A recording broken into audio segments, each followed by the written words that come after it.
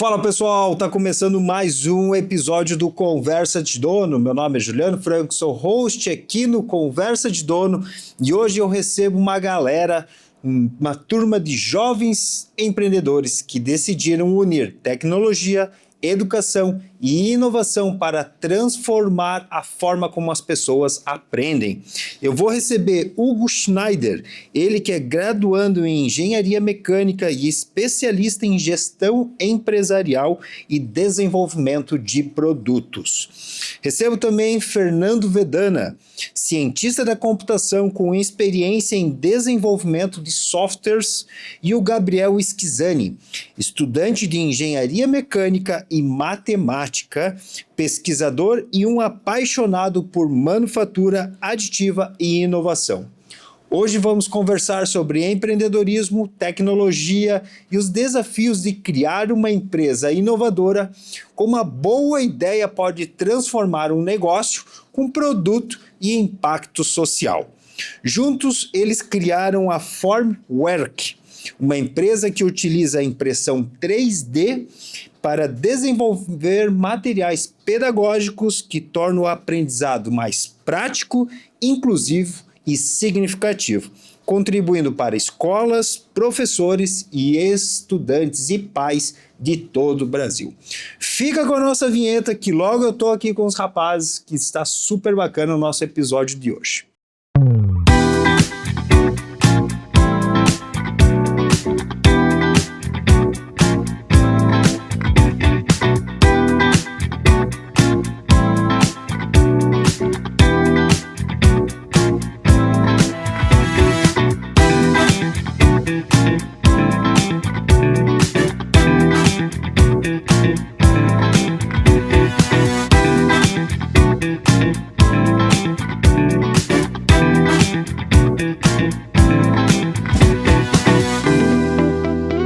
Agora sim, pessoal, estou aqui na frente da gurizada, Hugo, Fernando e Gabriel. E para vocês que já acompanham o nosso episódio, sabe que antes de eu começar com as perguntas, para conhecer um pouco mais da empresa dessa rapaziada, eu sempre tenho o bloco 1, onde eu quero saber um pouco mais da vida pessoal deles. E eu vou começar com o Hugo, que está aqui na minha frente. Hugo, conte para nós aí quem que é você fora lá da empresa. Quem que é o Hugo aí para os amigos, para a família? Bom, primeiramente cumprimentando ao nosso público. Cara, eu sou um cara muito brincalhão, às vezes até demais. E, às vezes até na empresa eu sou brincalhão demais. Mas eu sou um cara muito tranquilo, gosto de cuidar das pessoas ao meu redor. Mas o principal arquétipo é isso, eu sou um cara que eu brinco muito, mas também levo as coisas a sério quando precisa. E é genro do Luciano Bianchi. Genro do Luciano. Luciano que fez a ponte com essa gurizada aqui. E Fernando, conte para nós aqui, quem que é o Fernando quando tá lá fora da empresa, fora da Formwerk? Formwerk. Isso aí. Até o final do episódio eu decoro o nome. Então, muito bom dia, boa tarde para quem estiver ouvindo a gente. E o Fernando fora da empresa é um cara bem tranquilo. É um cara que conversa bastante, gosta de curtir os momentos e aproveitar bem o tempo. Sempre tento estar em movimento. Eu sempre tento aproveitar bem meu tempo, sempre adquirir alguma habilidade, alguma coisa. E, de certa forma, é a mesma pessoa dentro da Formwerk, né? Só que atuando nos setores mais pertinentes para o nosso ambiente, né? Isso que é o que tu acha, né? Espero que eles concordem. E Gabriel, o Gabriel não tem como esquecer o nome do meu filho. Conte um pouco aí da tua história, da tua trajetória, Gabriel. Então, saudações, pessoal. Eu sou o Gabriel, né? Seguindo a linha dos dois aqui, acho que a gente é um trio que é tranquilo, né? Um trio tranquilão. Cara, eu tento me dedicar bastante aos esportes, né? Mas é difícil por causa das faculdades. Eu gosto muito de andar de skate. Acho que é o meu hobby favorito. Eu tento puxar os dois aqui, mas é difícil. Esse daqui sempre tá com a namorada e ele sempre tá em algum rolê. E daí eu, bem no fim, não consigo sair com os dois. Pra andar de skate, especificamente, né? Mas quando tem algum jogo, né? Algum jogo online, a gente sempre tá junto. Vocês são do game? Também? Cara, hoje eu tava assistindo um vídeo do Thiago Nigro, vocês conhecem o Thiago Nigro? Que fala do caso da Xbox, demitiu mais de 5 mil funcionários hoje e diz que os homens estão meio males das pernas. Para a gente ver um Xbox que, por exemplo, acho que foi no ano passado, né? Comprou a Activision, né, por não sei quantos trilhões, né, foi uma bolada que eles fizeram, aí nem um ano depois vem dizer que tá meio quebrado, estão vendendo alguns estúdios, mandaram uma galera embora. Há um mito de que a IA está substituindo algumas pessoas dentro da Xbox, né, por isso houve essa grande demissão aí, mais de 5 mil pessoas. Hoje eu assisti esse vídeo aí. Eu jogo um pouquinho, cara, mas eu jogo com meu filho, que é o Gabriel ali, mas meu filho tem 10 anos, então pensa nos jogos que eu faço, né? O bom é que eu ganho alguns dele. Hugo, como que foi a tua infância, cara? Quais são tem alguma história aí que tu possa trazer para nós? Primeiro, os três são de Lages, alguém de fora, como é que é? São 3 lagianos? 3 legendas. E tem mais um, né, que não pode vir, né? Isso. Como é que é o outro? Apresente aí o outro membro lá do time. O outro membro é o Ricardo, ele veio de Passo Fundo, ele é do Rio Grande do Sul. Ah, veio só lajanada hoje. Na verdade eu pra E... Gabriel, O que ele é responsável pelo que lá, o que não veio? Ele atua bastante com projetos. Uhum. Cara, como a gente tá ainda no começo, cada um faz um pouco de tudo, né? Uhum. Então a gente não tem tanto setor definido. Uhum. Mas é projeto principalmente. Bacana. E Fernando, o que influenciou um pouco a tua forma aí de enxergar os negócios, a inovação, cara? Porque vocês são uns guri novo aí, cara. Como é que vocês já tiveram essa ideia aí? Então, eu sempre tive muita vontade de empreender, por causa que eu sempre tive muito contato. Por exemplo, eu via meus pais que são professores universitários, mas tem gente da minha família que é empreendedora, e eu sempre vi muito dos dois mundos, né? As vantagens e desvantagens de cada tipo. E uma coisa que sempre me atraiu muito, além da perspectiva maior, né? O teu teto é maior empreendendo. Tem mais riscos, mas você consegue chegar mais longe. Mas uma coisa que desde sempre eu achei muito legal é a flexibilidade de horário. Uhum. Você, por exemplo, não é trabalhar menos, né? A gente que empreende, a gente sabe, mas, nesse momento aqui eu cansei. Vou aproveitar para ir pegar um café, alguma coisa, tu vai despreocupado. Porque tu sabe que a tua prestação de contas é com os teus sócios, com você mesmo. Uhum. Se você não fizer, ninguém faz. Não é com o horário, tipo, bateu, acabou. Uhum. Então, apesar disso, uma coisa que sempre me puxou muito para empreendedorismo é a flexibilidade de horário, é a flexibilidade de você conversar, tipo, semana não tô legal, queria focar em outra coisa, ou trabalhar de casa. Então, são muitos fatores que me atraíram bastante. E, novamente, eu friso, né? A perspectiva, você tem um teto muito mais alto do que trabalhando como CLT. Uhum. É legal... Acaba trabalhando mais, mas que nem tu falou, tem essa abertura, né? Eu já falei em outros episódios aqui, agora porque a gente tá de férias lá na faculdade, né? Então não tá tendo aula. Os teus pais são professores em Da qual? Uniplac. Na Uniplac? É o professor Moacir, o Vedana, do Odonto, e minha mãe é Jolane, que ela dá aula para alguns cursos da saúde, histologia. Ah, os dois no bloco da saúde, então eu não me trombo com eles lá. Mas tem a questão da flexibilidade que tu falou. Por exemplo, eu abro o escritório às 7 da manhã. Os guris chegam 8 horas, eu já estou na 3ª xícara de café ali, né? Mas tem essa possibilidade. Por exemplo, se eu às 10 horas às vezes precisar ir num dentista, eu fecho a porta ali e vou, né? Não tem aquela questão de horário e tudo mais. Claro que nem você falou, tem a questão do compromisso, né? Eu tenho essa flexibilidade, mas assim que eu voltar do dentista, o bicho pega e eu tenho que, vamos dizer assim, repor a minha atividade, né? Para compensar. E Gabriel, tu ia falar ali... Só complementar o que o Fernando mencionou, além, claro, dessa importância do teto salarial, que pode ser muito maior do que o CLT, que você está ali naquela monotonia, né? É a possibilidade de a gente ter uma força unida ali, para, por exemplo, além de eu ganhar dinheiro, eu posso estar mudando alguma coisa na sociedade, né? Eu tenho como empresa, esse poder de fazer alguma coisa muito grande e além de eu ganhar um retorno, eu trazer um retorno para a sociedade, sabe? E é uma coisa que eu posso, nós aqui, tomar a decisão e fazer, enquanto que na empresa de outra pessoa você depende, né, das decisões de outras pessoas. Então eu, na minha visão, vejo como um grande ponto aí. Se eu puder comentar de novo, enquanto isso eu fui maturando a ideia, outra coisa do empreendedorismo, que esse eu aprendi na prática mesmo, mas para mim é muito legal, é o teu desenvolvimento. Porque se eu fosse um programador, eu sou um programador, mas se eu estivesse trabalhando em alguma companhia, alguma coisa, eu ia me aprofundar nisso, especificamente, programar, etc. Você empreendendo, como a gente comentou antes, como tá no começo, todo mundo faz um pouco de tudo, cara, tu tem contato com muito mais áreas. Você se expande, digamos que lateralmente, ao invés de só na profundidade. Então, por exemplo, eu me considero pelo menos que sempre fui muito bom de conversa, mas vendo na empresa a perspectiva de você poder conversar com o cliente, ir em seminários, feiras, cara, eu descobri que isso aí eu acho que é o meu maior ponto forte, é justamente essa capacidade de comunicação. E eu acredito que se eu estivesse trabalhando de um jeito mais tradicional, batendo ponto, etc., em algum momento eu acho que eu ia chegar nisso, mas eu acho que ia demorar muito mais do que agora que a gente vai experimentando de tudo.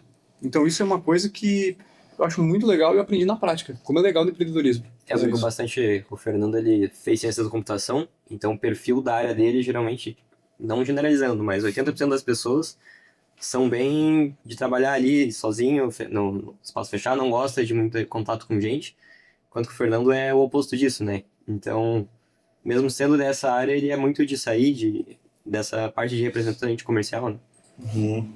E, Gabriel, como que surgiu aí o teu interesse por tecnologia e inovação? Veio de pai para filho? Tipo, filho de peixe, peixinho é ou não? Tu sempre foi um cara meio... como é que é? Gig, né? Gig que fala? Meio nerd, assim. Geek. Isso. Não, nunca Porque é o cara do skate, jaqueta de couro, tá totalmente fora dos padrões da tecnologia. Não. Faltou a Harley, né? Falta a Harley, não cabe já.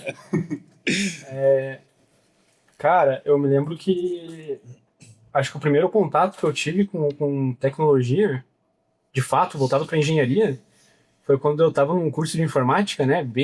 Acho que em 2012. E daí eu vi um cara desenhando no AutoCAD do meu lado, fazendo uma planta baixa. E daí tinha esse curso para fazer. E daí eu pedi para minha mãe para ela me dar esse curso de presente. E daí com 12 anos eu tava fazendo desenho no AutoCAD já. AutoCAD é um programa de engenharia, né? Isso, é um software para fazer planta baixa. É desenho 2D. Isso, desenho 2D para engenharia civil, né? Por exemplo. Esse daí foi o meu primeiro contato que eu tive com tecnologia mais voltada para engenharia. E daí depois eu retive esse contato. O que acontece? Na verdade eu queria fazer SpaceX, né? E daí eu acabei indo para engenharia mecânica e lá, a professora Natália vai me perdoar, né? E lá eu descobri que engenharia é legal. Daí eu acabei gostando e daí eu tô lá até hoje, né? Vocês tiveram aula com o Gatino? Eu tive. Não? Você teve aula com o Gatino? Eu fiz ciência de computação no IFSC, mas eu cheguei a fazer um semestre de sistemas. Que foi com ele daí. A gente encontrou ele, foi aquele professor que a gente viu saindo do Uniplac outro dia. Bacana. O Gatino, ele veio aqui, falou conosco, que depois assistam lá o episódio dele, é bem, bem bacana. Pra gente terminar o bloco 1 aqui, Hugo, fale para nós aí. Você sempre teve esse perfil empreendedor ou isso surgiu aí na faculdade ou um pouco parecido com o Fernando que ele via os pais? Como é que surgiu esse lado empreendedor teu? Cara, pra te ser sincero, até o terceirão eu não sabia o que fazer da vida, então eu até tenho saudade dessa despreocupação, né? De a gente não dar bola. Aí a partir do momento que eu precisei me mexer ali pra virar alguém na vida e tudo mais, eu tive certeza que eu queria empreender, que a monotonia não criticando o CLT, jamais, porém, aquilo não é pra mim, sabe? Eu percebi que eu prefiro algo muito mais diferente, mais movimentado, que é empreender, sabe? Tu gosta de ver o leão correndo atrás, né? Exatamente isso. E como mencionado ali no começo, a liberdade, a possibilidade de que eu posso chegar em termos de salário, todas as possibilidades em termos de você abrir uma empresa são muito melhores para mim, na minha opinião. Né? Bacana. E, Fernando, tu comentou dos teus pais ali, mas existe alguma pessoa aí que serviu, que é inspiração para você aí na tua caminhada? Então eu vou comentar um pouco, até explicar mais. Quando eu era menor, meu pai teve consultório como dentista. Então, o que eu vi de empreendedorismo e etc., esse mundo aí, né, que eu comentei tudo, vem mais do meu pai. E tinha um contraste, meu pai, além de ter o consultório, ele já era professor da Uniplac, etc. Mas, por exemplo, uma figura da minha família é o Volny, que é meu tio-avô, que é da DVM. Então, eu via, perto da minha casa IVM, né? Eu via um pouco, eu tive essa noção mesmo, mas ao mesmo tempo, quando meu pai tinha consultório, que ele abandonou, eu era pequeno, então a noção que eu tinha era um pouco turva, porque você vê como criança, né? Então, eu lembro de estar lá no consultório, ver que era anexo perto da casa, tipo, tinha o lote da casa e o lote do consultório, então eu via isso como uma coisa muito legal.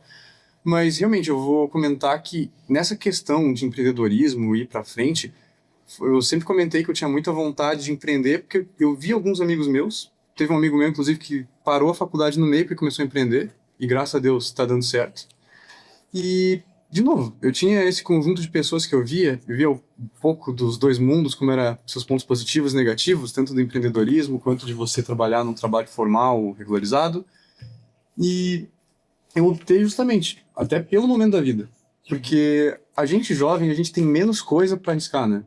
Então, Né? a empresa deu errado. Cara, já traz uma bagagem pro profissional muito legal. E Deus o livre de errado, né? Mas o que eu tô dizendo é que no pior dos casos, não é a mesma coisa que alguém que já tem uma família para sustentar, já tem um trabalho fixo e fala, agora eu vou focar completamente nisso. É mais difícil. Então, o momento de tentar, a oportunidade fantástica foi agora. É agora. Então, a gente, né, bons lajanos, a gente já escutou muitas vezes, né, que o cavalo encilhado só passa uma vez. Ah, sim. Então, particularmente, na empresa fui convidado a estar entrando. Porque precisava de programador e falaram, não, queremos você, tal e tal. Já me veio esse ditado na cabeça instantaneamente. Eu falei, agora é a hora. Se eu deixar para, não, vou me profissionalizar melhor, tal e tal, deixar para daqui a um tempo empreender, eu acho que é o caminho tradicional das pessoas que acabam não tomando esse tipo de risco, né? É você achar que tem que se desenvolver melhor, se preparar melhor. Então eu falei, perfeitamente. Eu comentei que conforme eu fosse ter necessidade, eu ia me capacitando, eu ia aprendendo o que fosse necessário. E fomos. O que eu sempre falo é que as melhores oportunidades vêm quando a gente não tá pronto, né? Você primeiro aceita e depois você aprende a fazer aquilo que você aceitou fazer. Né? E tu nunca pensou em seguir de dentista, cara? Eu até anotei aqui, tiveram o Marcos Palma, dentista, ele tem a Clinic Palma aqui, ele tem uma unidade em São Joaquim também, e tem o Celso, não sei se tu conhece, da Viver Sorrindo, também tem uma, do lado dos Piadalona ali, fica o consultório dele ali, ele e a irmã dele, né, também tem consultório. Tu nunca pensou tendo uma família inteira na área da saúde? Cara, eu sempre tive certeza que eu não ia para a área de saúde. Então eu vou. Meu pai começou de histologia, então eu vi os slides, aqueles tecidos com sangue, etc. E desde criança pequena eu torcia o nariz, eu não gostava. E Gabriel, pra gente fechar aqui contigo, o que mais te motiva hoje como profissional, cara? Ganhar dinheiro. Também, né? Não, porque o Hugo ele já trouxe aqui, né, que a ideia dele tem um propósito, né? A gente vai falar um pouco mais da frente sobre a empresa de vocês, né? Tem um episódio que eu gravei que foi um especial no Dia dos Pais, eu não esqueço até hoje, porque foi bem bacana, assim, foi diferente, até num salão de festas lá que a gente fez, eu trouxe o Vinícius Chaves, ele é startupeiro e tal, hoje está trabalhando numa empresa de tecnologia, e ele fala assim, cara, eu não vou gourmetizar ou romantizar o negócio, cara, eu criei a minha empresa para ganhar dinheiro, cara. Ele fala, esse é o meu propósito, um dia eu quero poder trabalhar 2 ou 3 dias só por semana, ele fala, né? Mas que no fim ninguém é uma ONG, né, a não ser que vocês sejam ONG, né, mas a gente tem vamos dizer assim, algo a mais que te leva, né, a você ir trabalhar com um sorriso no rosto, com vontade, com sangue nos olhos, né, do que aquele negócio de você ir para um lugar onde você, puta, mas mais um dia lá, cara, né? E para você, o que te motiva aí todo dia lá na Mid Lages lá e encontrar essas figuras aí? Cara, eu acho que ajudar minha família. Ajudar minha mãe, ajudar minha irmã, ajudar minha futura família, né? Minha futura esposa, meus futuros filhos. Eu acho que eu tô plantando hoje para no futuro eu ter uma vida mais estável, para daí sim eu conseguir construir uma família. Eu acho que esse é o meu foco principal aqui. O Hugo já tá namorando com a filha do Bianchini, né? Tu tem namorada já? Não, ainda não. Não? E você, Fernando? Também não. Aí a mulherada que tá assistindo, ó, depois a gente vai fazer um close nos meninos aqui, tá? E agora uma Uma pergunta para vocês aí, daí fica a critério de quem quiser responder, né?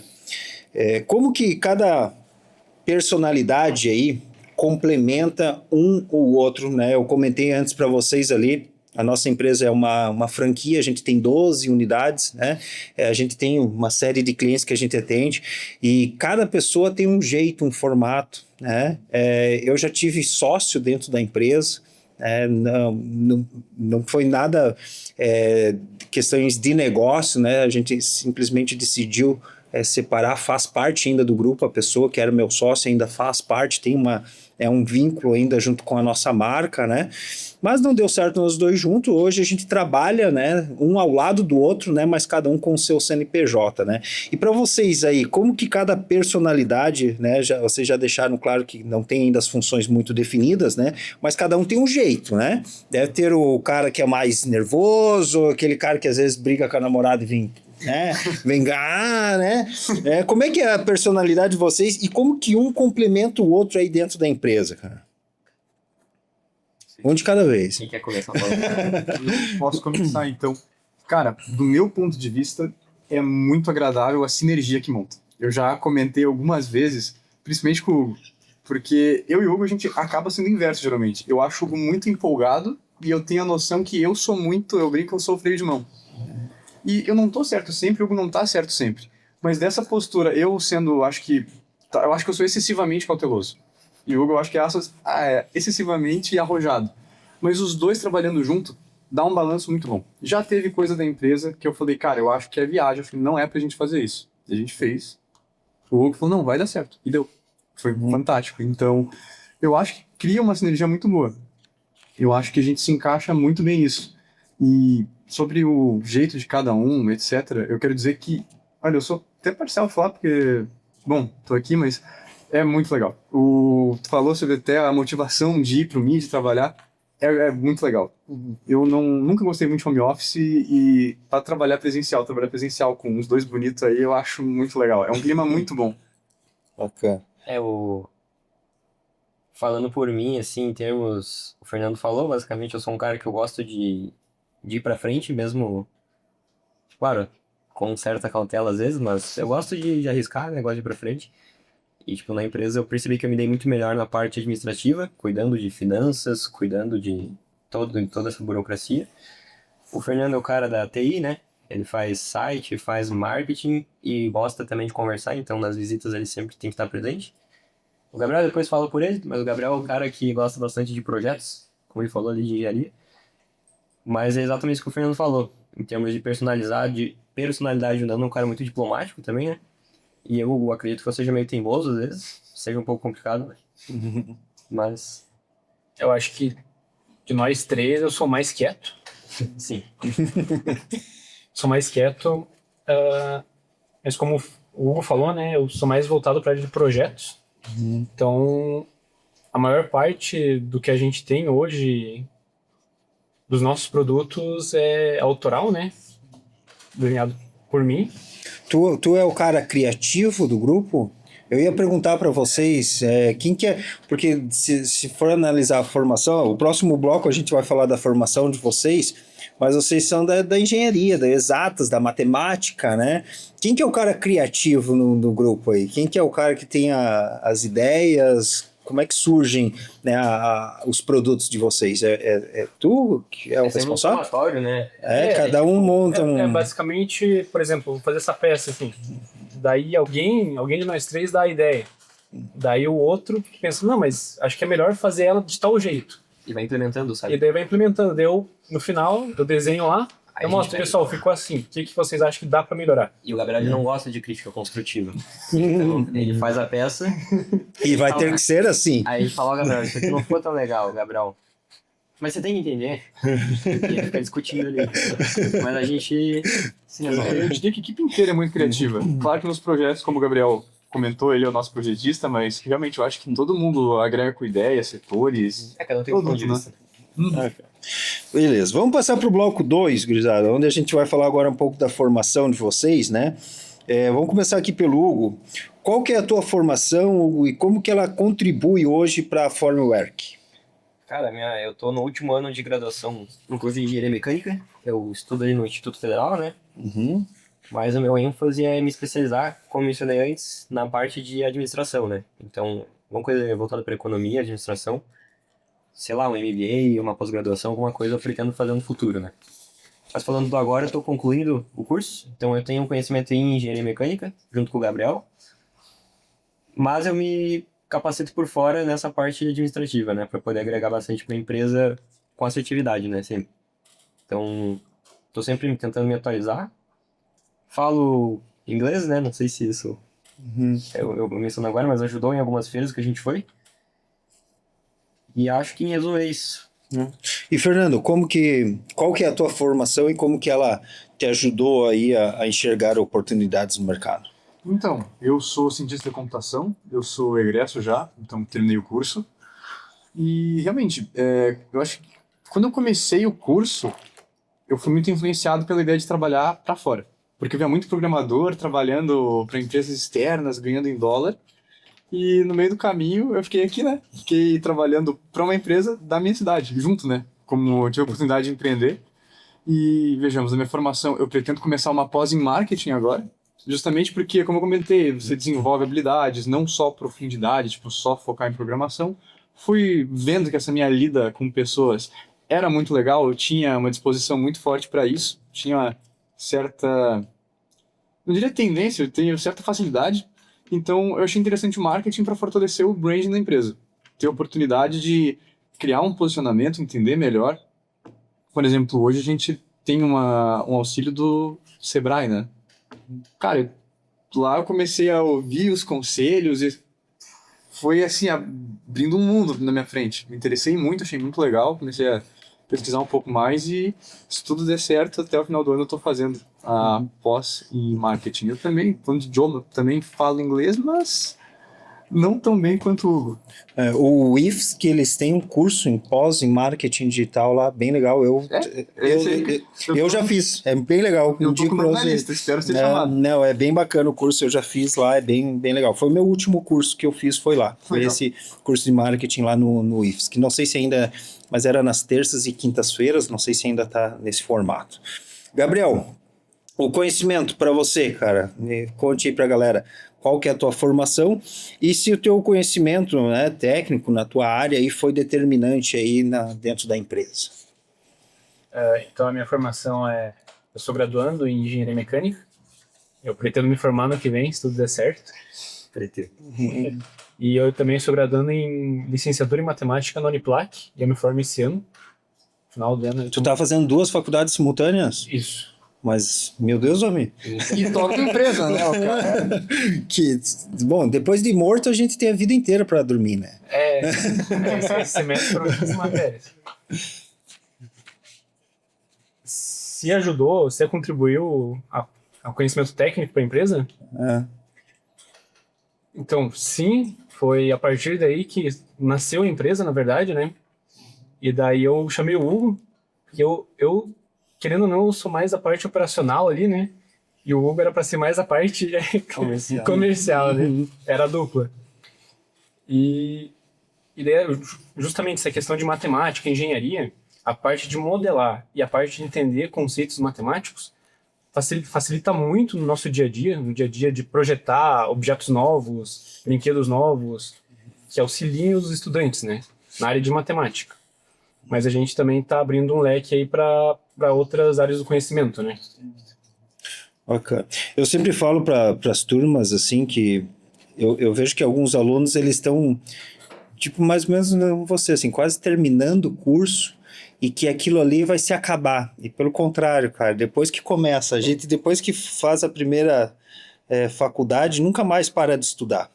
Eu até hoje estudo, né? Até às vezes seja através de mentorias, cursos curta duração e tudo mais, né? E para vocês, cara, qual que é a importância de continuar estudando? Vocês já comentaram aí, né? Já tem pretensões aí de continuar fazendo outros cursos, né? Daí fazendo um pouco do gancho também que vocês falaram de evento, qual que é a importância então de continuar estudantes e se vocês também já tem aí a ideia de participar de outros cursos? Você já comentou de marketing, mas se vocês também têm essa ideia de buscar outras aperfeiçoações, né? Outros conhecimentos, né? Talvez não dentro do que vocês já têm muito técnico hoje, né? Que nem hoje você já tem duas formações, né? Que uma está ligada à outra, né? Vocês têm ideia de ir para outros caminhos? Você não, você já respondeu. Hoje tem alguns cursos de curta duração que eu faço na E3S, Uhum. são os cursos básicos para INSS, né? Eles continuam na mesma área, né? Mas continuando na mesma área de engenharia, é a parte de simulação, software de simulação. E sim, eu quero fazer um mestrado mais para frente aí, mas primeiro vamos acabar o que tem para acabar, né? Aí depois eu penso no que eu faço, porque senão fica meio birutinho, né? E você, Hugo, tem ideia de... Eu pretendo me capacitar, me especializar, melhor dizendo, nessa parte de gestão empresarial, né? Que daí eu já sou responsável por essa área e eu pretendo estar cada vez melhor, né? E com certeza a parte de gestão de pessoas, liderança é fundamental, né? Não tem como fugir disso também tendo numa empresa. Então, pensando em crescimento, vou ter que obrigatoriamente entrar nessas áreas. Vamos lá então para o bloco 3, gurizada, onde a gente vai falar agora da empresa de vocês. Como é que surgiu a ideia da Formwerk? Formwerk. Explique para a galera, porque nos bastidores aqui eu já questionei eles ali, a ideia, o nome, mas para quem está nos assistindo aí, explique para a turma aí, Formwerk. Cara, O que é? Vem do alemão? Isso mesmo. A gente tava debatendo o nome e a gente achou que o nome em inglês já é muito manjado. Todo mundo costuma trazer pro inglês, né? Então a gente pensou em ser diferente e trouxe pro alemão, né? E aí significa oficina de formas. Então, trazendo aí para o que a gente faz é criação de produtos praticamente semanalmente, né? A gente cria produtos novos, então a ideia é que seja uma oficina de formas mesmo, né? E no âmbito de como nasceu a empresa, acho que eu vou iniciar pelo Gabriel, daqui a pouco eu passo a palavra para ele. Mas começou com o Gabriel, no estágio dele, na licenciatura de matemática, que é da aula, ele observou que vários colégios não têm materiais lúdicos para você ensinar de forma prática. Então a gente sentiu esse... Como é que eu posso explicar? Esse gap aí na educação, essa lacuna, falando em português, essa lacuna na educação, que é o conhecimento ser muito teórico, o professor passa muita coisa no quadro e não tem uma coisa prática, principalmente o conceito de matemática, que é a nossa área, porque é uma coisa abstrata e você deixar aquilo mais lúdico e tangível, né? Então agora eu passo para o Gabriel finalizar. Então, para entender, né, como tudo surgiu, por eu estar fazendo parte da matemática, do curso de matemática e de engenharia, eu fui convidado para fazer parte de alguns projetos de extensão dentro do IFSC. E dentro do IFSC eu entendi como é que funciona a manufatura aditiva, né? A impressão 3D. E daí, através disso, a gente começou, eu e o professor Ricardo, a gente começou a criar alguns materiais. E daí eu percebi, né, que o IFSC sozinho não ia dar conta, né, de tanta demanda. E daí foi aí que eu convidei o Hugo, né, eu perguntei, Hugo, não quer fazer materiais educacionais lúdicos? E daí ele não entendeu o que isso significava. Daí, mas bem no fim, deu certo, ele aceitou. Daí a nossa primeira venda, não sei se está na hora da gente falar das vendas. Pode falar, não tem. A nossa primeira venda foi para o industrial. E quando a gente vendeu, a gente não tinha máquina, a gente não tinha nada. A gente só tinha lab. O MVP, né? A gente só tinha lab. E daí, concluindo a venda, a gente ia comprar de fato os equipamentos, né? E foi isso que aconteceu. Daí, ano passado, em 25, né? A gente fez a primeira venda para o industrial. E daí, acho que... Comprou a primeira máquina? Comprou a primeira máquina e depois continuou, né? Depois vinha o Rosário, a gente comprou mais algumas. Inclusive, aproveitar esse momento para agradecer todos os colegas, né, que confiaram na gente ali, a gente não era nada, que o pessoal abriu as portas e confiou na gente, comprou e foi graças a isso que a gente está aqui hoje, né? Mas continuamos a conversa. Okay. Quer falar alguma coisa, Fran? Não? E começaram os dois, e daí em algum momento falaram que seria legal um programador, né, pra tocar a rede social, fazer o site, daí eu tive a proposta também de estar ingressando e ingressei. E originalmente, né, eu ia ser só programador. Daí isso que eu falei do legal, com o andar da carruagem, eles falaram, a gente vai em tal colégio pra conversar, porque aí eu não quero, e fui. E na minha cabeça era só pra entender como é que o nosso cliente pensava pra ajeitar o site, a interface. Cara, de começar a visitar, prospectar cliente, outro mundo, outra história depois disso. A gente começou muito nas visitas, então a gente tinha um material, como é que fazer, digital muito ruim ainda, não era aquela coisa atraente que a pessoa olha e compra. Então a gente tinha que ir nos colégios. E aí era visita atrás de visita, às vezes você leva, né? As pessoas fecham a porta na sua cara, normal. Mas assim, ensinou muito pra gente. E agora finalmente a gente tá naquele momento que o cliente começa a vir atrás, sem você precisar ficar indo de porta em porta. Né? A facilidade que a gente tem em falar hoje não era no começo da empresa, né? Não, era bem Foi depois de tanto ir, tanto colégio, apresentar, a gente já... Quando a gente tinha os primeiros materiais que a gente... Por ser um material lúdico, você precisa ter um material físico para vender, né? É mais fácil de vender dessa forma. Então a gente chegava no primeiro mês de empresa com uma caixa de papelão e os materiais ali. Então era... A gente olha pra trás, é absurdo isso, né? Como é que a gente não se ligou, né? Mas deu certo e agora a gente evoluiu tudo isso, né? Bacana. Vocês, quais foram os maiores desafios para vocês? Vocês estão já contando um pouquinho assim, né? Mas quais foram os maiores desafios para vocês no início da empresa? Cara, eu observo que a faculdade, ela te capacita para aquela profissão e pelo menos o IFSC ele traz administração para engenharia, economia, traz algumas matérias, tem professores que apoiam muito o empreendedorismo, então eles abordam isso em sala de aula, né? Mas você não tem uma capacitação melhor sobre, literalmente, como vender um produto para alguém. Como você chega ali na frente das pessoas para você ficar tranquilo, que nervosismo vai dar, porém, tu criar aquela necessidade de venda, conseguir vender, esse ponto que é o básico para uma empresa que é uma venda, que tu precisa vender, né? E até a burocracia toda que tem no CNPJ, né? Que você tem que estar pagando guias, todos os impostos, como é que funciona a tributação, o que é uma Simples Nacional, que é o básico, né? Os regimes ali tributários também, tudo isso, sabe? Quem que é o financeiro hoje da empresa? Sou eu. É o seu financeiro? Você que é o responsável por cobrança, nota fiscal, emissão? Eu falo pro cliente que eu vou repassar pro setor financeiro, né? Tu vira a Ele cadeira. na cadeira e depois eu respondo. Mas é assim... Só pra mais credibilidade. Eu lembro que quando eu montei o escritório também, eu tinha lá três e-mails, né? O e-mail Juliano, o comercial e o financeiro, né? Daí eu mandava, né? Não, por favor, encaminhe o e-mail lá para o financeiro, às vezes. Aí era eu mesmo respondendo o financeiro, mas fazia essa divisão, né? Fazia essa divisão ali. Existe algum... Teve um momento... Vocês estão com quanto tempo agora de empresa? 1 ano e meio? 7 meses. Nossa, mas é bem recente, então. É um bebê. Então, eu acho que essa pergunta, então, vou te falar, ontem vocês vão me responder. Mas existe algum momento que vocês pensaram, isso aqui vai dar certo? Ou vocês já abriram o negócio, não, isso aqui vai dar certo ou vai dar certo, cara? Isso aqui tem que dar certo. Eu acho que dar foi certo. o jeito. O plano B é dar certo, né? Tem aquele ditado de queimar os barcos, né? A gente briga com isso. Não sei se você conhece. Não, essa... Não lembro se foi um... Acredito que foi romano. Romano? Não tenho certeza, Vou mas confiar no Fernando. É ou grego ou romano, é um dos dois.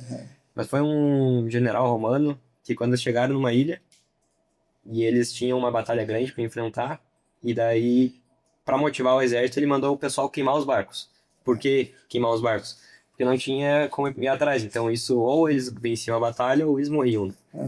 É só uma figura de linguagem, uma onomatopeia aí para... Mas já foi falado muitas vezes na empresa. Agora a gente queimou os barcos. Agora... Não tem pra onde voltar, né? Legal, essa eu não conhecia, mas...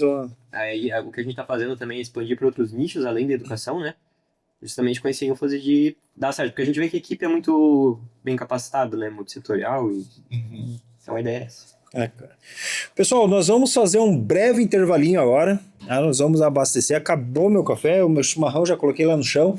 Dá um intervalinho, vou fazer um recadinho para vocês e já volto aqui com a gurizada. Você é empreendedor, empreendedora, tem uma história para contar e adora compartilhar experiências, esse convite é para você. Conversa de Dono, o podcast que dá voz a quem vive o dia a dia dos negócios, enfrenta desafios reais e constrói resultados de verdade. Aqui a gente não fala somente de sucesso, a gente fala de histórias reais, aprendizados, erros, acertos e tudo que faz parte da jornada empreendedora. E agora eu quero te fazer um convite. Se você quer participar como convidado e contar a sua história aqui no Conversa de Dono, é simples. Chama a gente no direct do perfil oficial e vem fazer parte desse projeto que está conectando e fortalecendo empreendedores da nossa região. Bora juntos então construir, crescer e dar voz a quem faz acontecer. Agora sim, pessoal, estou de volta aqui, gurizada, caneca cheia, né, chimarrão abastecido, e vamos falar agora aqui sobre a transformação na educação, né? Você até comentou ali da parte do propósito, né? Hoje muitas das empresas, eu vejo isso até antigamente tinha aquela questão da missão, visão e valores da empresa. Eu acredito que ainda tenha, né? Mas isso que eu percebi assim que era mais um quadro na parede do que realmente um caminho que a empresa seguia, né? E eu vejo hoje que a empresa ter um propósito é muito mais relevante, vamos dizer assim, principalmente para o consumidor, para o cliente dela, do que às vezes ter ali missão, visão e valores. Eu acho que aquilo ali é mais interno, né? Mais o caminho do dono mesmo, né? E o cliente ele está mais voltado no propósito, né? E para vocês, como que nasceu a ideia de utilizar a impressão 3D para desenvolver materiais pedagógicos? Mas por que foi os materiais pedagógicos? Vocês falaram ali que vocês sentiam falta disso na sala de aula. E eu vou dizer para vocês, eu nunca vi na faculdade a gente usar material pedagógico nesse formato. Então explica um pouco para nós aí de onde que veio essa ideia. Basicamente, na pedagogia é mais simples você apresentar primeiro um problema para o aluno e depois, na matemática, né? E depois apresentar a conta.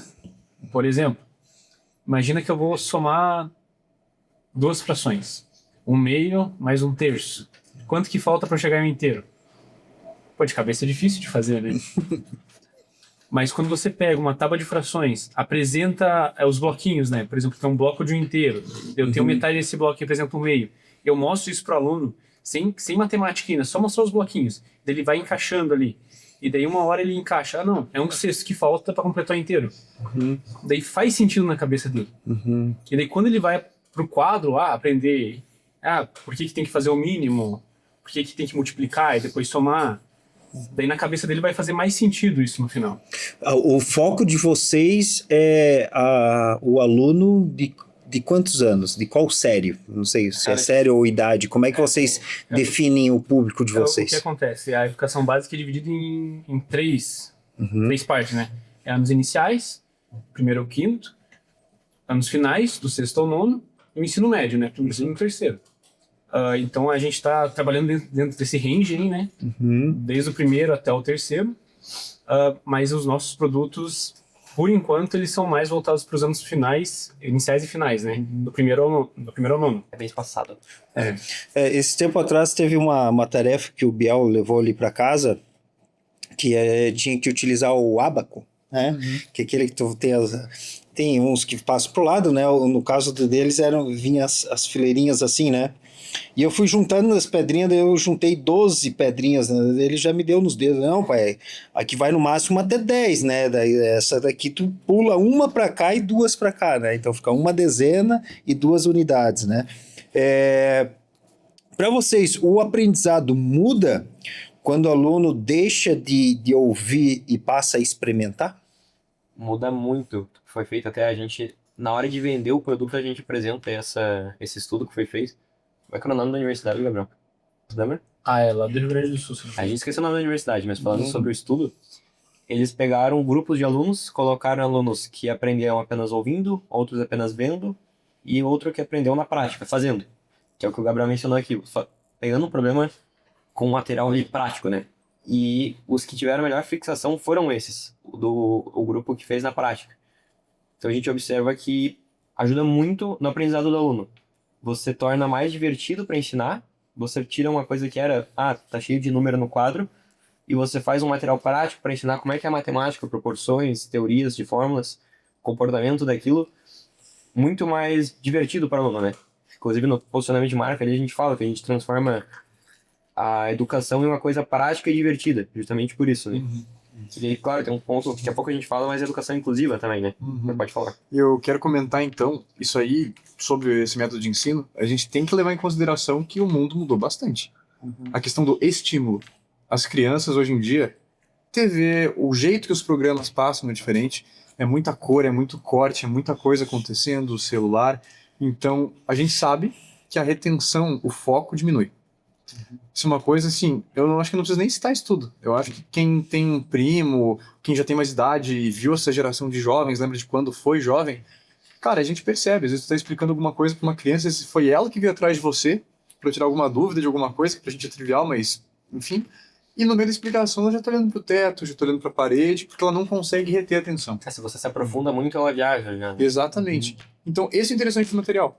Porque uma coisa é o professor passando o quadro. Em vez da criança só ficar prestando atenção, olhando atentamente e absorvendo, tu consegue fazer grupos de vários estudantes manipulando um objeto. E a conclusão já é mais intuitiva. Porque, por exemplo, no quadro você explica o princípio. O material que a gente tem, por exemplo, ele explica fórmulas matemáticas. Tipo, por que o Teorema de Pitágoras funciona? Em vez de ela só ver a fórmula no quadro, ela lidando, ela entende, ela consegue visualizar a fórmula funcionando.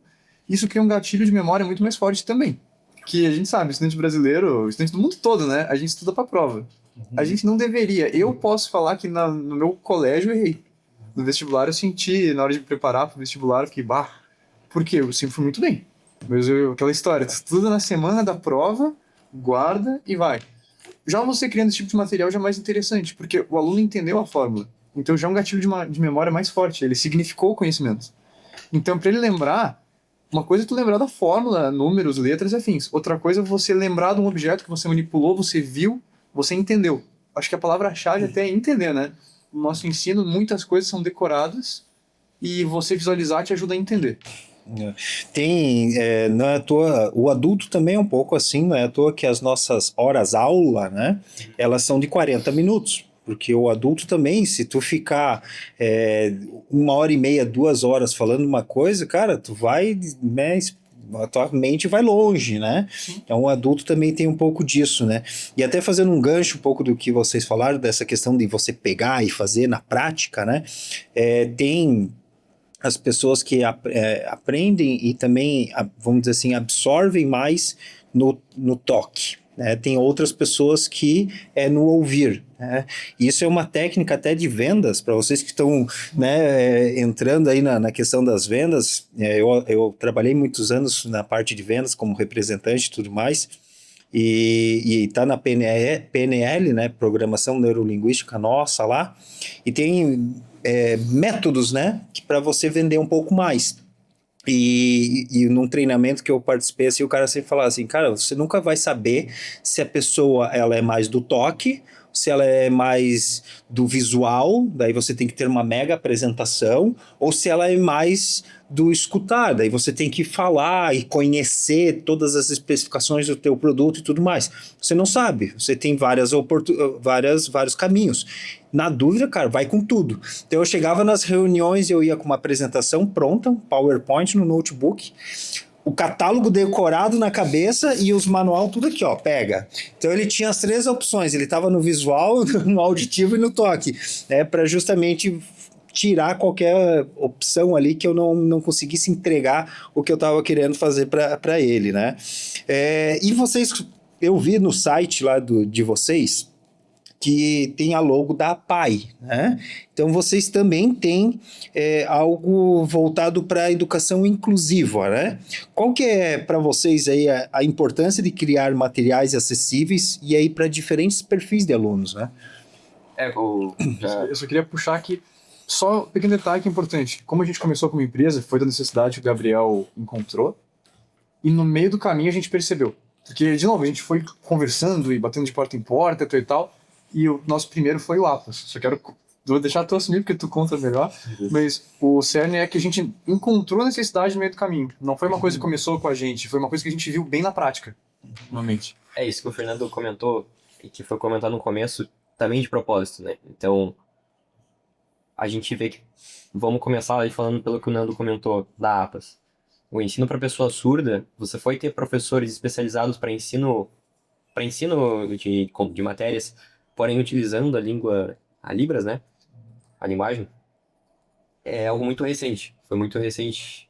Então, você ter materiais adaptados para de forma lúdica, somado a isso, foi uma grande escassez que a gente observou. Além de investimento nessa área, nesse setor, a gente viu essa demanda bem grande nessa geral, sabe? No âmbito educacional, para pessoas surdas, né? Então, materiais em Libras. E aí, por exemplo, ali da PAI, você tem materiais para coordenação motora, você tem materiais para neurodivergentes, você tem vários vieses ali de ensino como é que eu posso dizer, específico para cada tipo de pessoa, né? E a gente observou que tem novamente uma grande lacuna nisso, sabe? A gente começou muito se dedicando bastante à causa dos surdos, então fazendo materiais em Libras ali, porque a gente observou a grande dificuldade de alfabetização que eles têm. Porque, para pra pensar, uma pessoa surda, como é que você vai alfabetizar ela, sabe? Na língua portuguesa, por exemplo. É muito difícil. Então, você ter um material prático para isso facilita muito. Então, a gente começou nisso, daí a gente partiu para materiais de coordenação motora fina. A matemática, como ela é universal, a gente consegue aproveitar muita coisa. O Gabriel agora está dando aula de matemática para surdos, ele pode contar um pouco da experiência dele, tá. Isso, a questão que o Hugo estava trazendo ali, né? Muitas pessoas surdas, mais velhas, não tiveram a mesma oportunidade que a gente de estudar. Porque eles não tinham intérprete em sala de aula. Porque não era lei, né? Agora é lei você ter uma pessoa que te fala a língua deles. E por causa disso, pessoas que têm mais de 30 anos ali, eles não conseguem entender matemática, por exemplo. É muito difícil para eles. E quando eu fui na APAS, eu não sabia da realidade dele, dessa questão que é o grupo de convivência, que são os 18 mais, né? E eles têm bastante vontade de aprender, só que eles não têm, às vezes, quem ensine, né? E daí eu acabei me voluntariando, né? Uma vez por mês, a princípio, para ensinar matemática para o grupo lá. E você sabe a linguagem?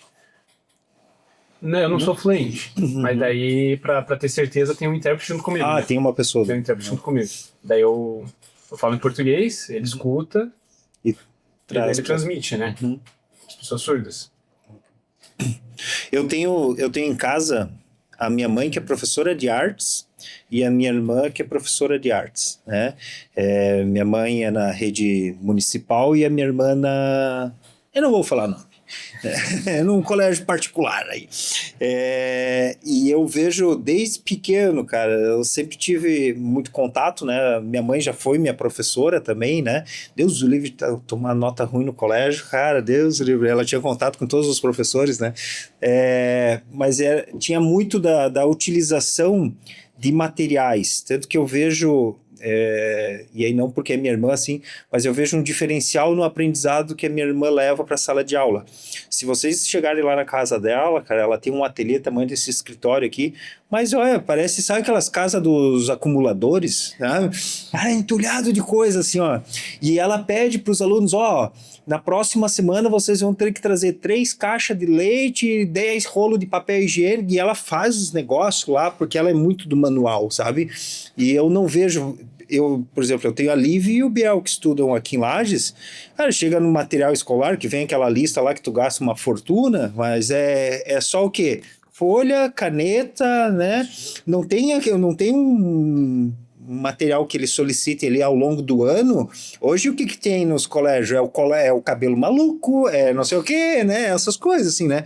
Mas não tem essas atividades, né, independente do ano, de que os alunos, né, peguem na prática mesmo, né, até mesmo na educação, na minha época era educação artística, né, não tem mais isso, e realmente deve fazer falta muito para os alunos, assim, agora conversando com vocês eu começo a perceber isso daí, né, e para vocês, como que as escolas, os professores têm recebido essa proposta, cara, essa entrada, né, vamos dizer assim, na rotina da aprendizagem? Cara, a gente tem escolas e escolas, a gente sempre comenta. Isso que tu acabou de mencionar de manipular materiais. Tá vendo um frio aí, né? Vai ter um frio, pedir pro Gabriel encostar a porta ali. De manipular materiais a gente vê muito forte no Sigma. O Sigma, as crianças vão... É Montessori, né? Montessori, exatamente. Aham. É um método que a pouco o Fernando fala, ele admira muito. E a gente acha muito importante. Então, você vai ter colégios que são acostumados no conteudismo, que a gente chama, né? Que é pegar ali a apostila e conteúdo atrás de conteúdo, e vão olhar para o nosso material e aquilo não vai ser importante para eles, porque eles não estão... É um cliente que às vezes você vai ter que criar a necessidade. E às vezes ainda que você tente criar, você não vai conseguir criar, porque não é interessante. Vai ter um colégio que vai te dar abertura, vai entender a necessidade e vai adquirir o material, e às vezes vai te passar depois um feedback que ajudou bastante na aula. E vai ter o cliente que já sabe da necessidade e vai te trazer até sugestões de materiais. Isso é algo importante de comentar, é que a gente sempre escuta os professores e tenta fazer, como o Gabriel gosta de desenvolvimento de produto, que ele foi mencionado ali, a gente desenvolve do zero o produto específico para ele, conforme ele precisa. Então, tipo, o professor precisa de um material específico, ele não tá achando para vender ou é muito caro, a gente desenvolve aquele material para ele e depois comercializa, né? Então a gente vê que alguns colégios às vezes vêm com essas sugestões porque eles precisam, sempre querem aplicar isso e às vezes não estão conseguindo da forma que eles querem, sabe? Então, o que o Hugo falou, eu reitero, foi excelente a explicação dele. Então, justamente são esses 3 tipos de potenciais clientes, né? O jeito de prospectar. É muito diferente você chegar num colégio que não faz uso desses materiais, a abordagem é por que esses materiais são legais? Como esses materiais ajudam? Enquanto você chega num colégio que já usa, e você fala, não, a gente desenvolve esses materiais, a gente é uma empresa com competência, os materiais têm qualidade. Então, a recepção dos professores vai depender muito da filosofia que o colégio trabalha, justamente. Então, de novo, como citou o Sigma, a gente não precisa explicar quais são as vantagens de utilizar materiais. A gente ouviu muito mais do que falou. Porque eles mostraram o tipo de material.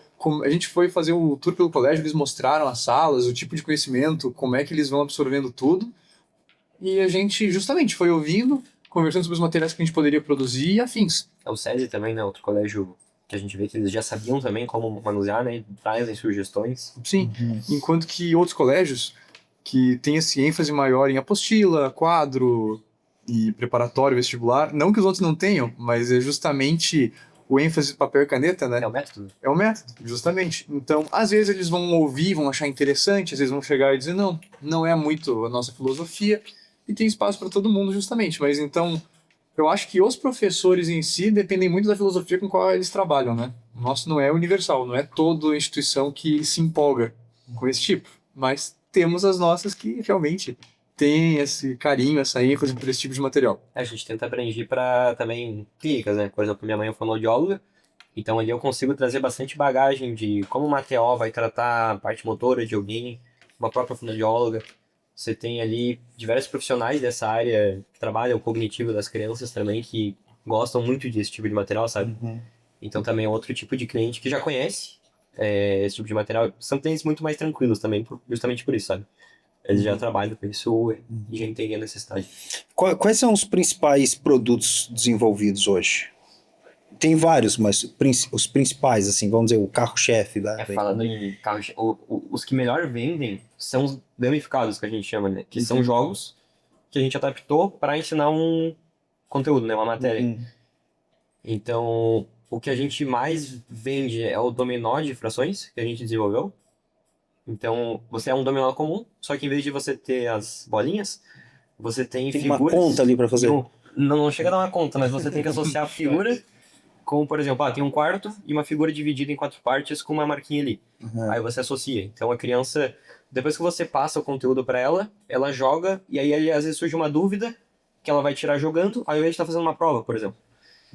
A gente tá falando muito de matemática, que a gente também faz de outras matérias, né? Mas é que matemática... Mas engenheiro e matemática, ciência de computação já era o nosso ambiente, né? Então, E eu vou deixar na descrição aqui também, pessoal, o Instagram deles, o site deles, visita lá, né? É mais por uma questão de curiosidade, porque eu até anotei aqui, vocês nunca pensaram em produtos para pet shop?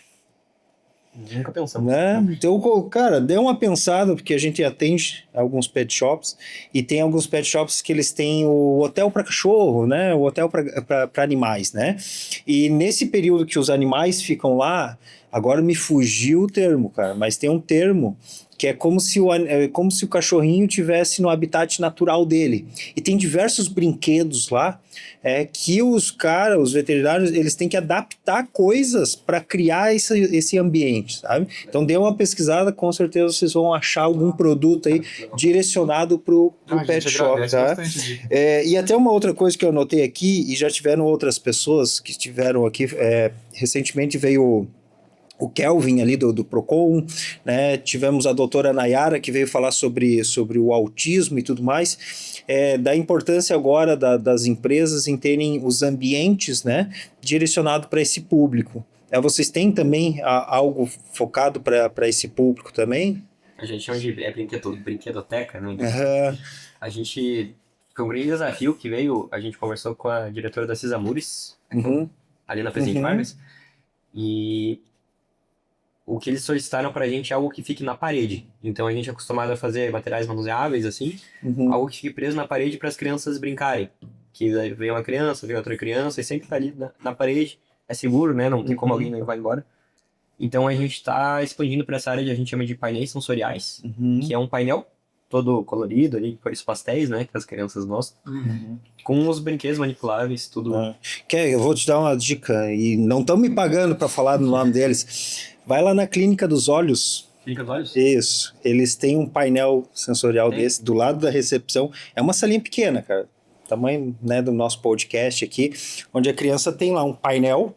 E ali, cara, tem umas coisas, né, uma estrela e tu tem que jogar uma estrela lá dentro, dá uma olhadinha ali nesse painel. Bom, no Google hoje aí, mas você falou do painel, eu lembrei lá do local. Não sei se é específico para isso, eu acredito que seja um ambiente para crianças em geral, assim, né, mas eu acho que dá de estudar aí. Falando um pouco na questão de projetos, existe algum projeto assim que marcou vocês, talvez pela transformação que gerou, né, em alguma escola, ou até mesmo em algum aluno, alguma pessoa específica? Tem algum, né, eu sei que é curto às vezes a trajetória de vocês, mas tem algum projeto especial aí? Olha, eu vou falar não um projeto específico, mas todo o nosso trabalho junto com a APAS. Foi, assim, eu diria, não sei se a palavra certa é emocionante, mas a gente sentiu realmente o interesse genuíno de todo mundo quando a gente foi lá mostrar materiais, conversar como é que a gente pode ajudar. A gente já foi conversar na DEVIPS também, a Associação dos Deficientes Visuais.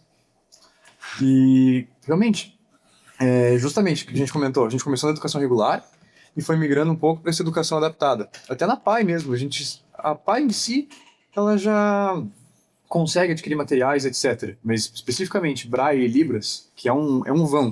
Assim, é muito difícil, são muitos professores que criam os materiais conforme a necessidade.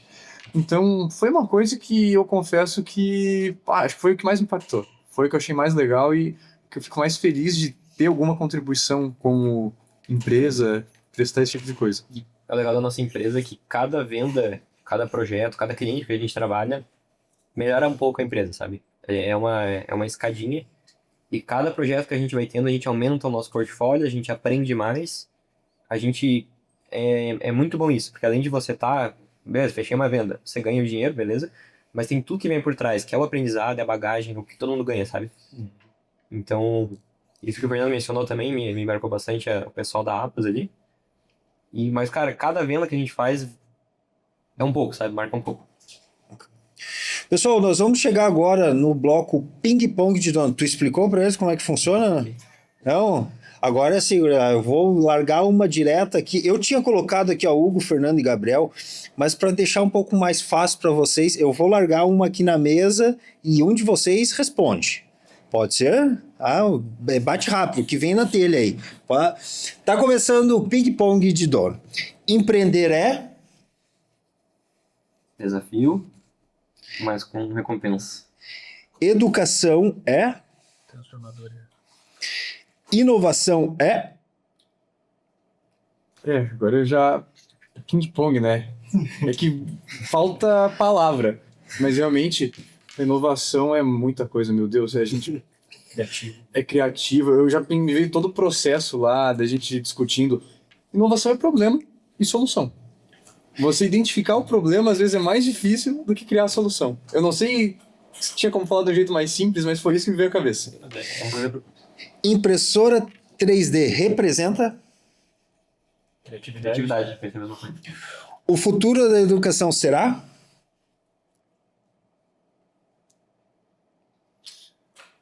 Cara, eu vou dizer que vai ser multifacetado.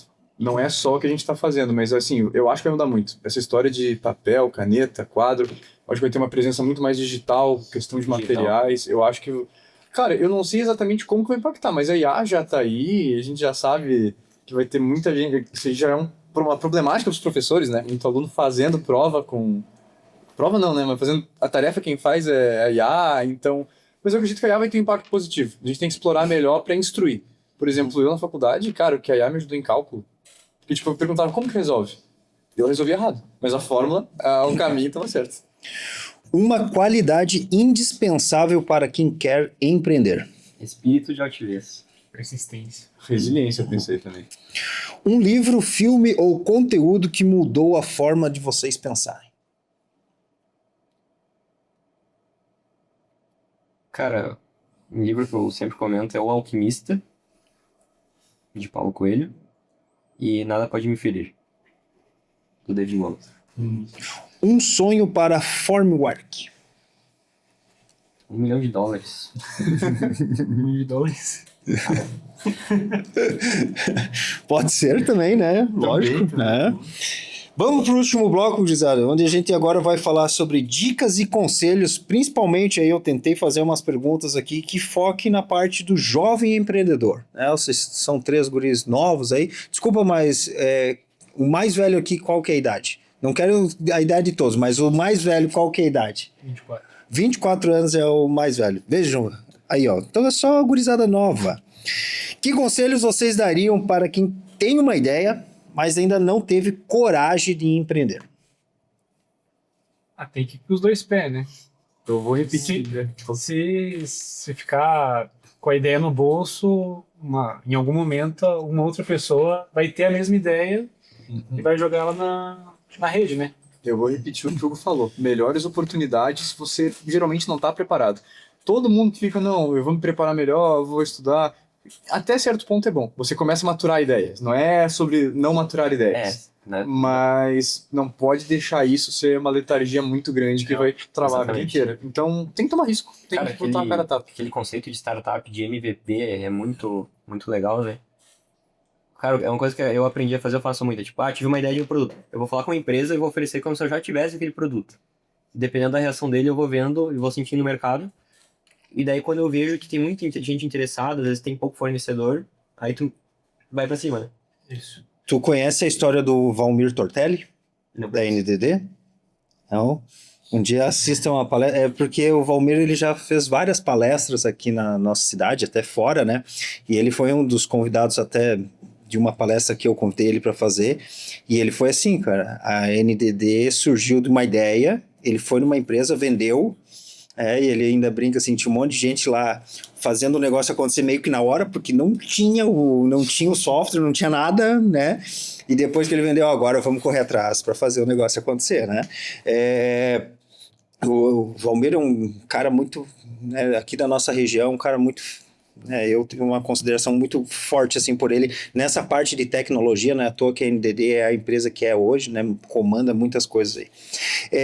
Qual que é a importância, e talvez até colocar uma outra palavra assim, mas qual que é a importância de encontrar sócios que compartilhem os mesmos valores e como, talvez, encontrar essas pessoas que compartilham dos mesmos valores? Por exemplo, Gabriel, tu anda do skate, cara, como é que tu encontrou esses 2 loucos, né?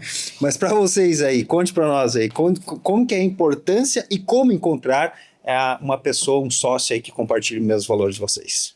Cara, é engraçado com muita gente que a gente conversa, fala, eu tive sócio e só me estressei. Cara, você mesmo eu vou falar, antes que vocês terminem assim, ó, uma coisa que eu falava pro meu sócio, assim, ó, sociedade, cara, é pior que casamento.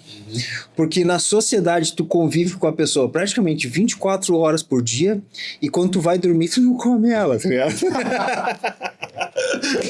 É uma desgraça, né? Pô, aqui a gente já passou das 9 da noite, não tem problema. Cara, exatamente, às vezes você vai estar com. Não consegue olhar pra cara da pessoa, mas você tem que manter, né? Porque a empresa tem que andar, tem que estar. Não canso muita raiva de vocês, né? Tá, mas eu vou dar minha opinião aqui, depois eu passo pra vocês. Eu vejo que a universidade é um local que tem muita gente, que às vezes você vai encontrar muita gente folgada. Tem gente que vai estar ali com a cabeça baixa, só quer se formar, não sabe o que fazer. Mas tu vai encontrar muita gente que tá motivada, querendo fazer algo. Foi onde a gente encontrou, foi na universidade, por exemplo, né? E a gente brinca que tem que ter sócio agoniado. Então, o cara tem que estar no teu ritmo, né? Porque às vezes é um sábado, 3 horas da manhã, você vai estar trabalhando, vai estar fazendo alguma coisa, resolvendo um problema, e a galera tem que estar ali, tem que estar junto, né? Então, se tu tem um cara que, mas calma, final de semana não vamos trabalhar, já fica mais difícil, por exemplo, né? Então, justamente isso que foi comentado, pra mim acho que é a coisa mais legal, tipo, todas as experiências que tive na faculdade me cresceram como pessoa, sem dúvida. Tanto como profissional, mas com certeza, networking, conexões, isso aí é essencial, como falando, eu estaria aqui. E essa questão do sócio, é pior que casamento, etc.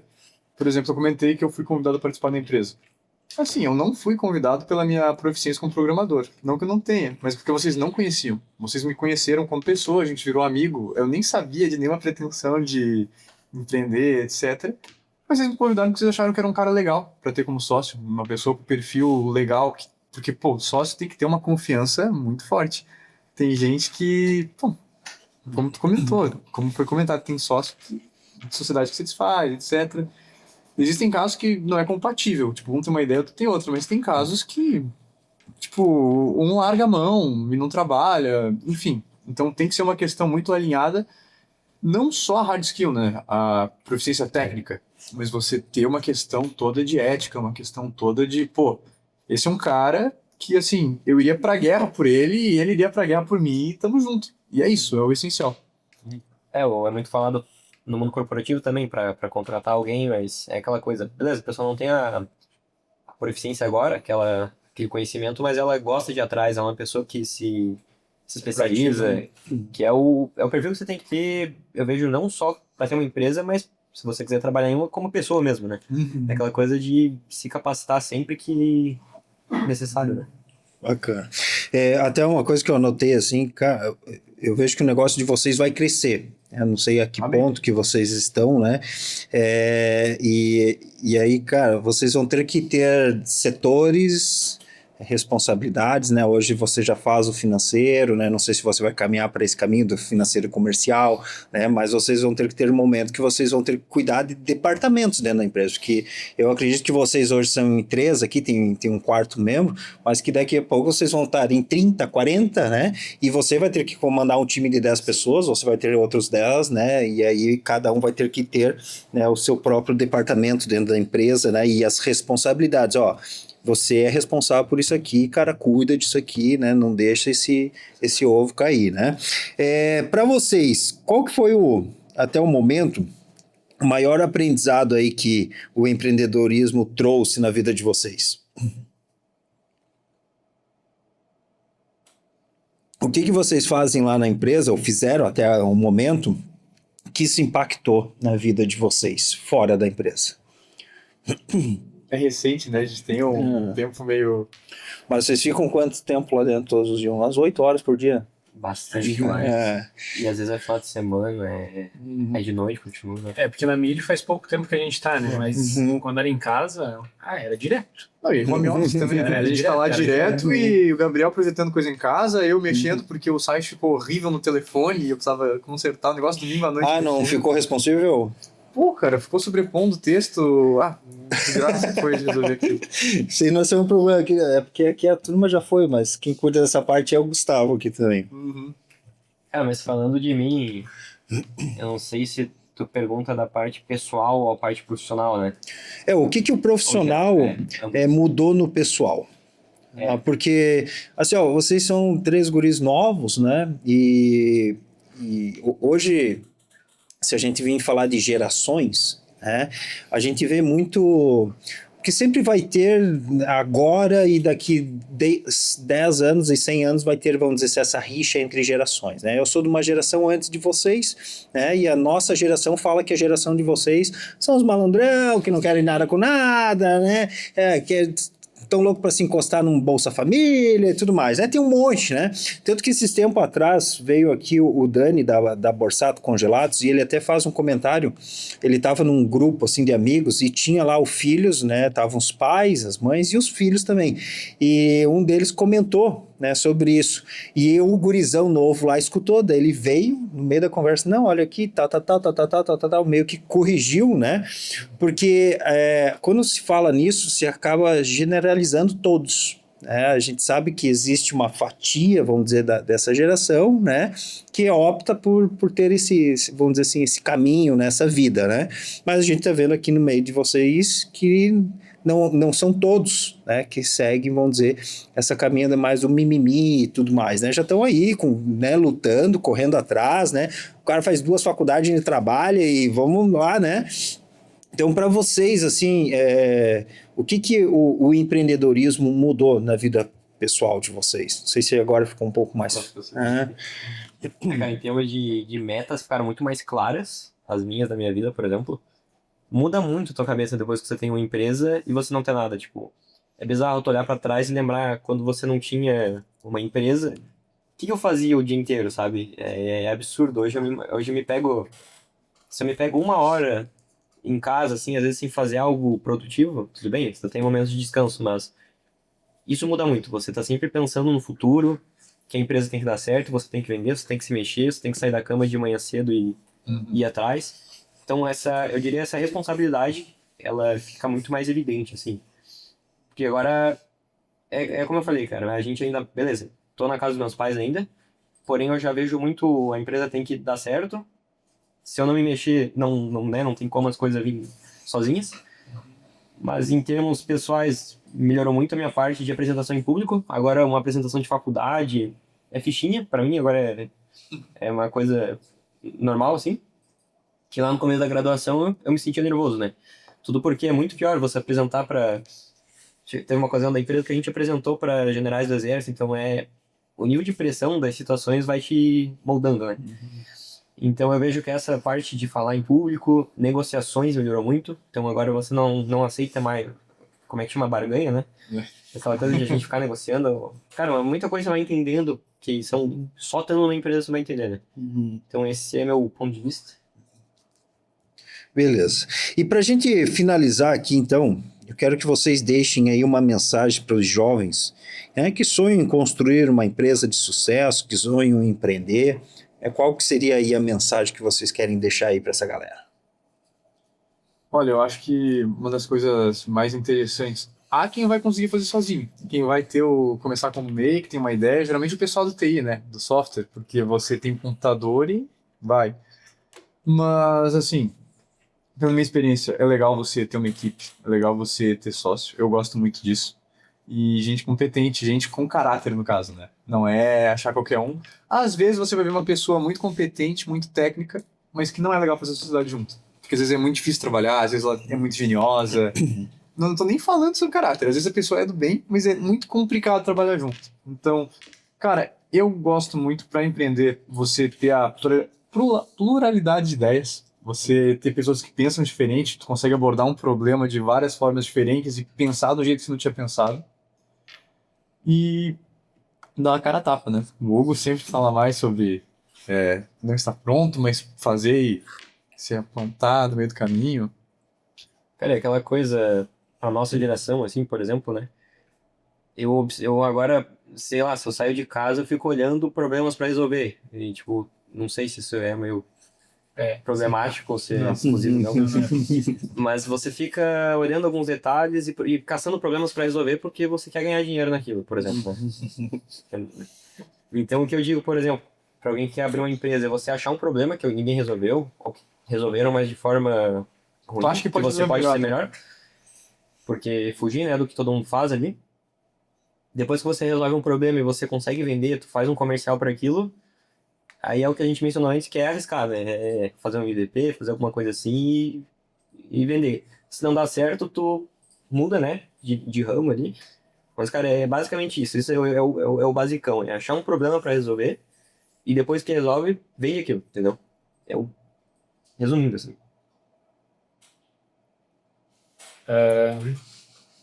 Sem palavras, Gabriel. Sempre tem uma, né? Para quem estuda bastante, né? Meus colegas aí. Uma hora conhecimento tem que virar dividendo, né? Então não adianta o cara se matar de estudar. Fiz mestrado, fiz doutorado, tô no pós-doutorado já, mas ganha pouco, né? Então uma hora o conhecimento tem que ser aplicado a alguma coisa que dê retorno. Porque não adianta você estudar 20, 30, 40 anos e não ter uma vida tranquila no final dela, né? Quando você for se aposentar lá com 70, 60, 70, né? INSS é complicado, né? Hoje em dia. É uma questão meio delicada de debater agora. Bacana, gurizada. Hugo, Fernando, Gabriel, obrigado aí por vocês terem contado um pouco da história de vocês, né? Eu já tinha comentado com o Hugo quando surgiu ali o convite. Eu acredito que a gente vai ter que fazer outros episódios, né? Talvez episódios individuais para conhecer um pouco mais de cada um, né? O nosso podcast aqui, ele tenta ser um pouco... tem uma média aí de 1 hora, então a gente não consegue às vezes aprofundar tanto, né, no conhecimento tanto da empresa de vocês, né? Ou na vida pessoal de cada um, mas eu acredito que cada um que chegou até aqui vai se inspirar, né, na vida de vocês, né, a gurizada mais jovem também, que possam, né, tomar vocês aí como exemplo, né, e também, como eu comentei com vocês antes, mostrar que Lages tem uma geração boa de empreendedores, tem uma galera boa vindo aí, né, nós temos empresas locais boas, tá? Vocês têm um minutinho de consideração, se vocês quiserem mandar um beijo pra Xuxa, um abraço pro meu pai. Não, a gente gostaria de agradecer a oportunidade que o Juliano ofereceu pra gente, né? De participar aqui desse podcast. Agradecer, como eu falei antes, todos os nossos clientes que tiveram até aqui, que confiaram na gente, como eu falei, sem a gente, eu digo sem a gente ser ninguém, mas confiaram na gente, abriram as portas e a gente tá aqui hoje graças a eles. Agradecer as nossas famílias, né? Claro. Porque a gente teve essa gordurinha, essa folga para poder ir de a- cabeça, porque, justamente, morando com os pais, então... Tem uma rede de apoio. Tem, então muito obrigado aí para nossa família, tanto os mais próximos que seguraram essa batuta da gente, nos sustentaram e ainda nos sustentam. A nossa família é um pouco mais distante, que torce pela gente, pelos amigos, né? Que tem muitos amigos que eles voltam em minha conversa, perguntam como é que tá andando e realmente tem interesse, tem aquele desejo que a gente dê certo. Então, nosso obrigado aí a todo mundo. Bacana. Não. Pessoal, eu vou deixar na descrição do episódio aqui o link para contato deles, Instagram da gurizada aí, segue lá, entra no site, dá uma olhada nos produtos, tá? Pesquisa aí. Não esquece, se você chegou aqui, de seguir o nosso canal e nós nos vemos aí no próximo Conversa de Dono. Valeu!